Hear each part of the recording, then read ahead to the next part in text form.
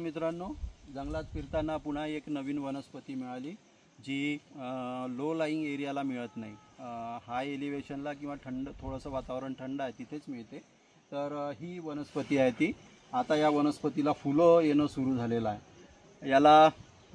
याचं botanical name आहे रस मायसुरेन्स.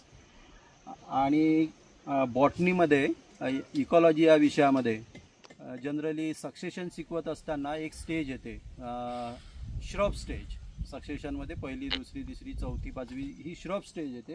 तर या श्रब स्टेजमध्ये पी डी शर्माचं जर पुस्तक वाचलं असेल तर त्यात त्यांनी मेन्शन केलेलं आहे रस, फक्त हा जनरिक नेम मेन्शन केलेला आहे. तर नेहमी शिकत असताना किंवा शिकवताना मी वाचत होतो की रस ही वनस्पती, पण आज ती ॲक्च्युली पाहायला मिळाली. तर ही रस मायसुरेन्स, याला सुंदर मिऱ्या एवढाले रेडिश पिंक कलरचे फळं येतात आणि ते आंबट गोड असतात आणि पक्षी मोठ्या आवडीने खातात.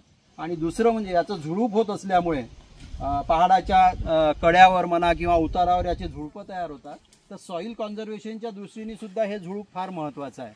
इथे पहा, इथे तुम्हाला तिकडे त्या साईडला सुद्धा एक झाड दिसतं. तर हे सगळे झुडपं त्याचे आहेत, रायमोनियाच्या मध्ये शिल्लक राहिलेले. तर रायमोनियाऐवजी याच झाडाला जर आपण प्रमोट केलं तर सॉईल कॉन्झर्वेशन जंगली एरियात चांगलं होऊ शकतं. धन्यवाद.